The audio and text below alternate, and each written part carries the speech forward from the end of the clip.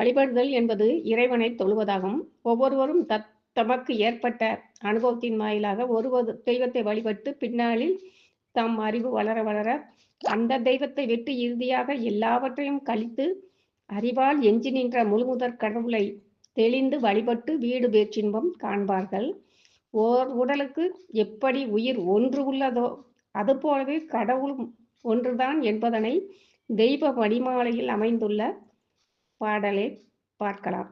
ஒன்று மலர் இரண்டு மலர் ஒன்றிரண்டும் ஆனார், உருவு மலர் அருவு மலர் உரு அருவும் ஆனார், அன்று முலர் இன்று முலர் என்று முலர் தமக்கோர் ஆதியிலார் அந்தமிலார் அரும் பெரும் ஜோதியினார் என்று கனல் மதியகத்தும் புறத்தும் விளங்கிடுவார்.